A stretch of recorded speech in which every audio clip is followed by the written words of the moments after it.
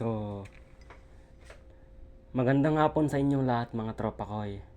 So, ngayon, ang gagawin naman natin ngayon is, kahit wala na si Lolo, ganito ang ginagawa namin nung nabubuhay pa siya. So, ating alalahanin.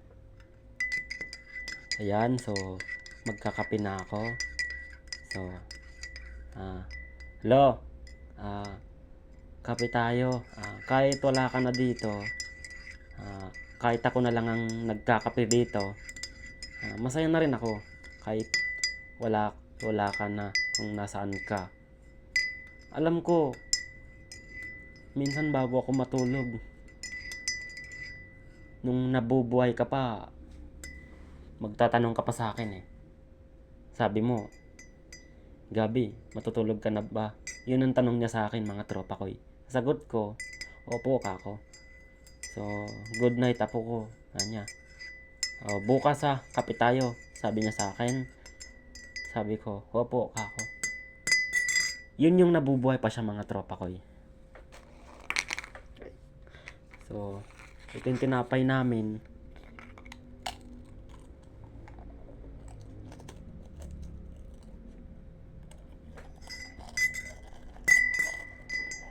Alam.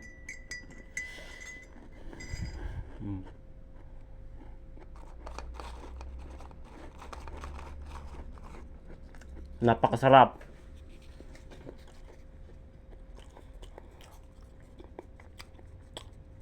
Kahit isaw-saw ko yan.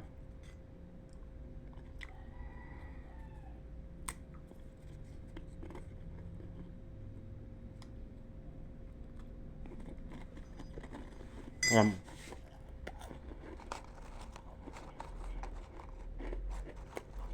Masarap.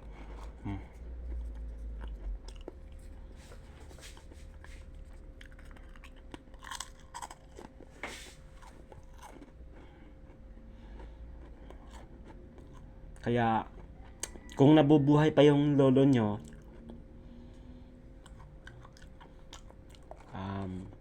mag-usap-usap kayo. Kami nga ni lolo ko nung Friday, huling sandali niya na dito nun, October 10, magkausap pa kami. Sabi niya,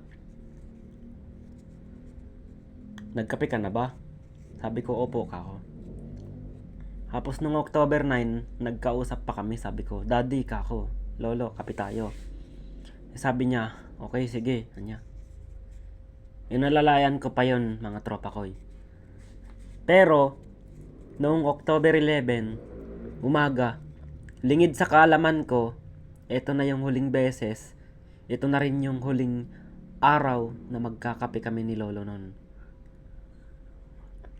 Kasi nga, nasa ospital siya. Na-check, may tubig sa baga, tapos tumaas yung blood pressure niya, high blood, na-stroke uli, 4 na beses na. So,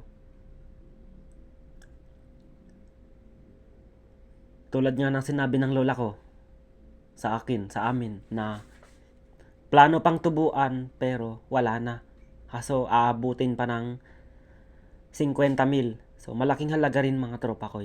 So, binigay na lang namin siya sa nasa taas para wala na siyang pain, wala na siyang sakit na mararamdaman sa langit.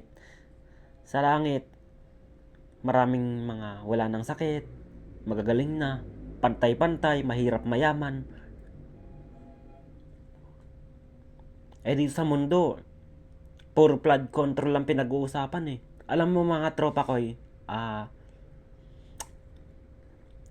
mayaman ng Pilipinas. Pero naghihirap ang tao, mayaman naman ng Pilipinas. Ang problema nga lang, puro korap. No? Dahil dyan sa loko-lokong flood control na yan. No? So,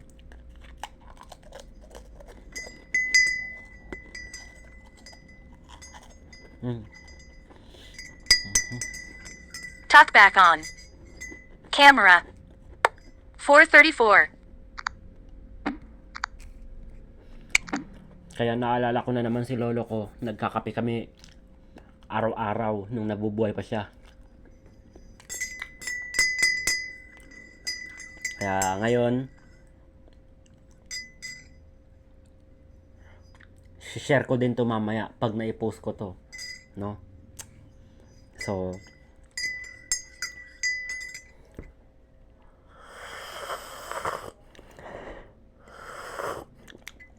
ang sarap mga tropa ko, no? Sarap ng feeling na nagkakape ka kahit ini-imagine mo na kasama mo yung lolo mo, no? So, ganito rin yung ginagawa namin pag hapon. 3:00 ng madaling araw, manggigising na yan, mangangalabit na yan. Tapos sa 3:00 ng hapon, minsan late na ako nang uwi, galing school. Bibili pa ako ng turon, banana Q, tsaka kamote para pameriendahin ko pa siya.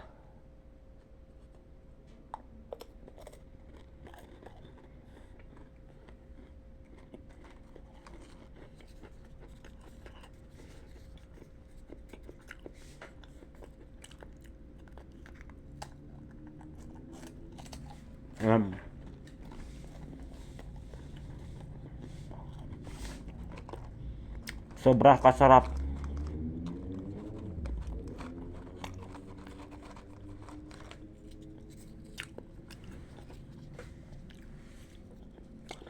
Kaya mga tropa ko, unang-una pala sa lahat, sa mga hindi po nakakakilala kay Lolo na mga nakikita niya sa school, kasi nung 2014 mga tropa ko, grade 1 ako nun, hinahatid ako ni Lolo sa school. So, kilala siya ng mga security guard namin dun. Tsaka yung nagtitinda na asawa ng security guard namin sa kantin. Sila Ate Camila at Kuya Ponteng. So, kilala silang dalawa ni Mami.